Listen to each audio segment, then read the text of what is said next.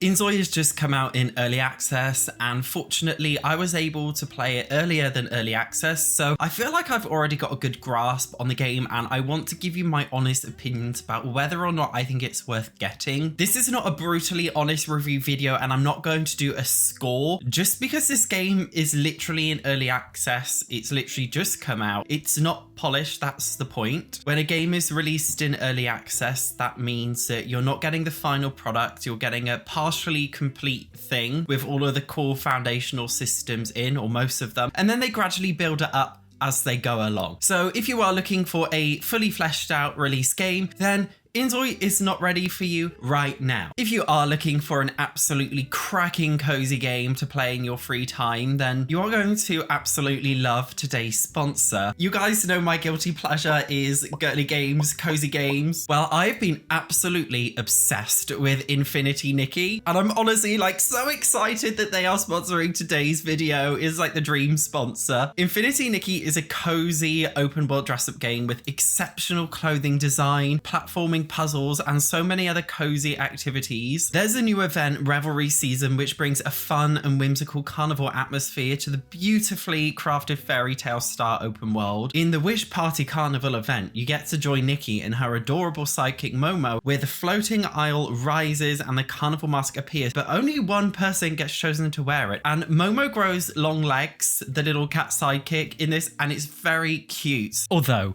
you may argue that the Diamond Momo outfit is significantly cuter. By participating in the limited time carnival, you actually unlock 4 free new outfits, so make sure you check it out in order to get those. And in addition to that, the event gets you 15 free pools and 2,500 diamonds, which you can use, of course, to get even more cute outfits, which all do different things. But the best part of this update for me is a brand new 5-star outfit, Crimson Rhapsody. It's absolutely stunning. I have to say, guys, okay, Infinity Nikki is one of the most impressive cozy games I've ever played. It has an average score of 80 on Metacritic, 90 on IGN. The gameplay is captivating, the world and outfits are stunning, and it's totally free to download and play. You can get Infinity Nikki on PC, PS5 and mobile. Click the link in the bio so that you can get hold of the game and participate in the limited time event. Not only do you get 4 new outfits, 15 pools, 2,500 diamonds, with the special gift code below Infinity Nikki's Steam, you get even more free resources in the game. And of course, by downloading and playing Infinity Nikki, you are also helping to support my channel. Thank you so much again to Infinity Nikki for sponsoring today's video. So,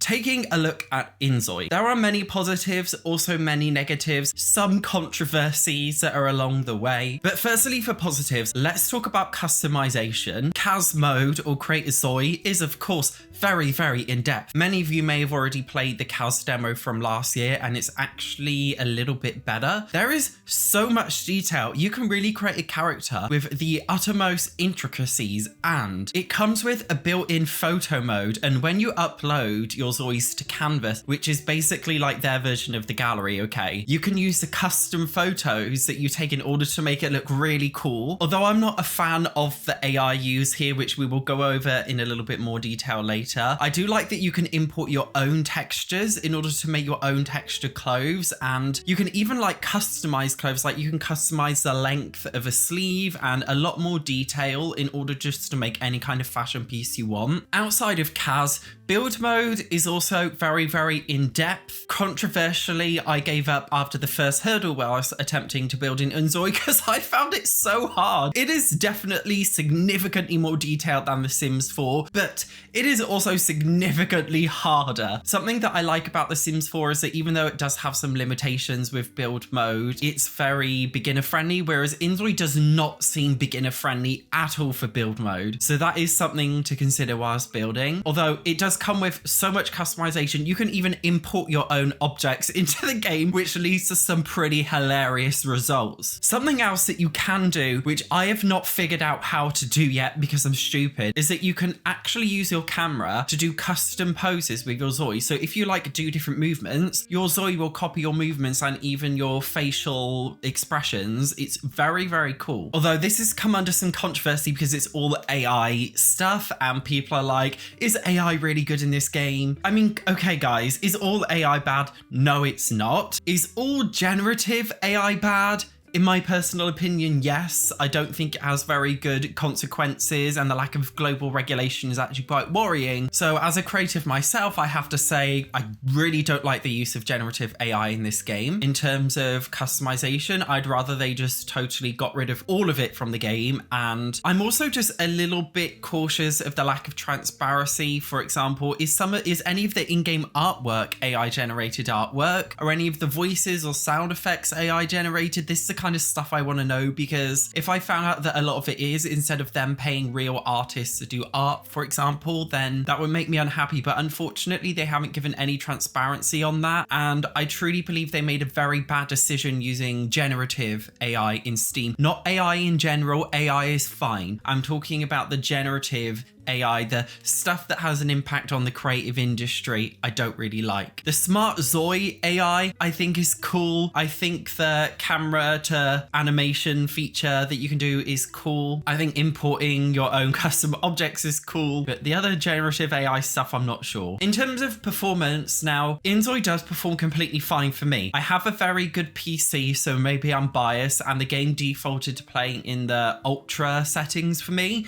Although there are some issues, it's not perfect, but I personally find the game has run mostly fine. And I've seen other people on TikTok playing inZOI on their MacBooks, which are traditionally, you know, toasters really. And even they can play inZOI quite well, but there is a big but here. inZOI has crashed on me about 4 or 5 times, and I've noticed that it's crashed on me when playing in the higher speed settings. So it looks like right now the game cannot handle you playing it in a very high speed. If you play it in like ×1, 2, or maybe ×3, I think it's going to be fine. But if you play any higher than that, you might crash like I did. And of course, because it is an early access game, there are some bugs and glitches which are expected. As I said, if you're looking for a 100% bug-free experience, early access game in general is not for you. So the gameplay loop.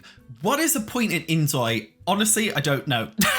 The first thing, of course, is that inZOI is very realistic. However, it's also a little bit sterile. Woohooing is implied in the most family-friendly way possible. So is dying. Everything is very sanitized and PG, which I think is a huge contrast to its ultra-realistic graphics and very, very realistic world. Are they making this a game for kids? Or are they making this a game for teen and up? Because right now the gameplay feels like it's marketed a little bit towards both, but neither at the same time. As such, it can be hard to find the charm in inZOI right now. Due to its super PG approach to realistic life simulation, it ends up feeling a little bit grey. That is not to say though that the game is totally void of character. ZOIs themselves have very rich personalities, which are affected by many different things, including the life goals or personality type that you select in CAS mode, but also with the karma system, which is like the Sims 4 Get Famous's reputation system in the inZOI base game. And that has a very big impact on whether or not your character is good or bad, and you unlock specific interactions depending on how good or bad you are. It's pretty cool. Being bad is more fun in this game because yes, you can go to prison in inZOI, a live prison.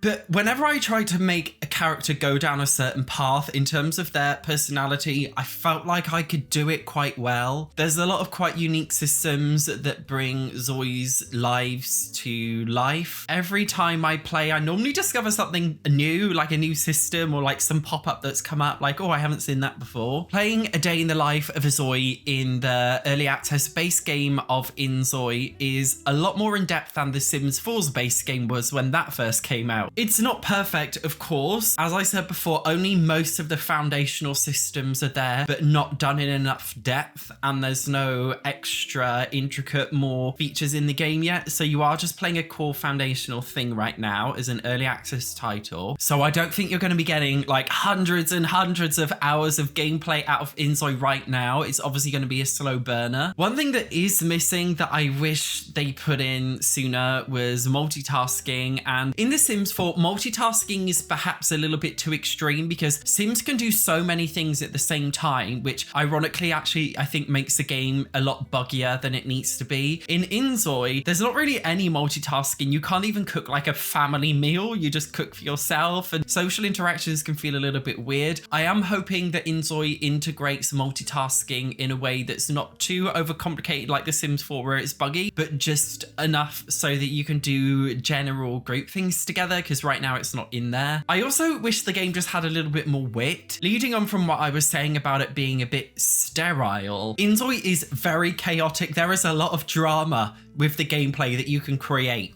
but it is all player created, and there's inherently nothing that chaotic or funny about inZOI. Like the game's mascot, I think it's called Psy-Cat or whatever. Why not make it an evil bitch? Because that's what cats are, aren't they? Cats are horrid, evil, conniving little animals. They're selfish animals. Why not make, for example, because the cat actually acts like a tutorial system in the game. He gives you like different messages as pop-ups on the screen. What about making him really sassy and condescending? That's just one example of how I think inZOI could just be a little bit more witty. I would say right now a great strength of inZOI is that it actually has a lot of features that are considered pack exclusive features in The Sims 4, which are just base game features in inZOI. I've already mentioned the karma reputation system, like The Sims will get famous. There's also active careers in the base game of inZOI, which is an obvious one, and although they are a little bit basic right now, I think they're fun enough to keep you entertained for a bit. Although I don't want to make too many direct comparisons to The Sims 4 because inZOI is a separate experience. Just like how Super Mario RPG and Elden Ring are both RPG games, they are extremely different games. inZOI and The Sims are also allowed to coexist as completely different life simulation games with different ways they go about things, and I'm seeing a lot of direct comparisons to The Sims 4, which I'm trying really hard not to do myself. So I think if you go into inZOI expecting it to be like The Sims 4 in every single way, just a little bit more realistic, then that's not what you're getting. You are getting a completely different game, and you will have to learn how to play it in a different way to The Sims 4. From the perspective of your wallet, inZOI is nowhere near ready. I can't say like, oh my god guys, this game is revolutionary, the features are perfectly implemented, because they're not. It does lack polish. As I mentioned at the start of the video, if you want a whole, fully complete game, then you're going to be disappointed because that is not inZOI. It is an early access, I guess, like beta release experience, which is something that traditionally was done by indie developers in order to raise funds for their game. And because it was like an indie thing, most gamers would feel morally great in supporting an indie developer by purchasing a beta early release game because they knew it would help them get to a great full release. When we have big multi-billion-dollar companies like Krafton, aka inZOI, doing early access, it's a very different story because it's not your humble local small business trying to raise funds. It is a huge company making you pay for the privilege to play test their game. And when these big companies do this, they do run the risk of players having negative opinions, which we're already seeing. People saying, this game's lifeless, which is the point of an early access game. And as I said, that's the risk they chose to take in making this game early access as a non-indie developer. So consequentially, there's going to be a lot of people saying that it's lifeless, which it is. Although I have to say, in its current state and having an outlook on the future, inZOI is incredible. It's a really fun thing to mess around with. There's a lot of stuff to do, a lot of things that I keep discovering. I really love creating my character. I love exploring the world. I love giving my Zois jobs and relationships and testing all the different features and gameplay objects. I don't have anything that bad to say about the overall experience. I think inZOI is really cool and I'm enjoying it a lot. It makes The Sims 4 honestly feel a little bit babyish in comparison, to be honest. And it makes you realize, oh my god, like I just love the realism here. I think once the developers get a grasp on the humor and realism that players want, and they expand on all of the features and add new features, I think inZOI is going to be an incredible game that's going to be here to stay. Before I give you my overall conclusion, I also want to talk about sexuality because a lot of you guys have asked me about LGTVs. Firstly, yes, inZOI has both LGTVs and LGBTs. It also has Samsungs. It also has Hyundai cars. Talk about product placement. Secondly, inZOI does have a sexuality system, although they've introduced it in a little bit of a political way. So firstly, in Kaz, male and female Sims, when they're together, they're husband and wife. But when two male Sims are together, they're not husband and husband, they're partners, which is it's very much giving recession civil partnerships, which is a little bit, it feels like passive aggressive. It's like not direct discrimination, but it's just indirectly a bit like, oh, that was unnecessary. Also, here's a big problem. Okay, you can have same-sex Sims in terms of attraction. You can have they-them Sims, which is cool. You can also gender bend with clothing, which is really cool. So you can be like LGBT in the game, but every single randomly generated townie or pre-made ZOI in the game is straight by default. So sexuality is very rigid in inZOI. If you, for example, make a male sim flirt with a male ZOI, that interaction will always fail 100% of the time because every single pre-made ZOI is hard-coded to be straight. So if you make a gay ZOI hoping that you're going to give them like this cool kind of romantic life, it is impossible to have a romance life in inZOI. The only way to do it is if you make a pre-made gay sim and another pre-made gay or lesbian sim living in the same household and put them together as housemates and gradually bring it up. So you have to make both of them gay. There's no characters in the game that are just openly that way. And even if technically 5% of pre-made ZOIs are homosexuals, imagine trying to find that 5% whilst exploring the world. Like, that would be terrible. I just think the way they've implemented sexuality in inZOI is pretty bad. And you guys know I'm not woke. So for me to say it's bad, even though they've technically introduced it, I hope stands for something. And I really hope that they improve on this in the future, because right now it's not a vibe if you are an LGTV player, I will be honest. So yes, technically gays can be romantic. They can technically get married, but because all of the pre-made townies are straight, you don't actually get to experience these features in game, which is a shame. So overall, do I recommend inZOI? Are you looking for an incredible, fully complete game with absolutely no bugs and glitches, all of the features in there? No, inZOI is not for you. It took The Sims 4 10 years to reach that stage. inZOI's technically not out yet, so that's an unrealistic expectation. Is inZOI going to be The Sims killer? No, it's not going to be The Sims killer. It's just going to be a different flavor of life simulation. If you enjoy life simulation games in general, you like the idea of messing around with a brand new game and its features, it's different to The Sims, I think inZOI is worth it, honestly. I think you're going to get plenty of hours of gameplay out of inZOI, and obviously they're updating it over time, so hopefully new things will come out in the coming months. But it is very rough around the edges, so I think it just depends on how open you are to a video game being that rough around the edges. If you do like it rough, kind of like I do, then inZOI is a great experience. And thank you very much again to Infinity Nikki for sponsoring today's video. Make sure you check the link in the bio so you can play the brand new event now. If you do want to see some crazy, chaotic inZOI gameplay, then make sure you check out one of these videos here. Thank you so much for watching. I will see you in the next one.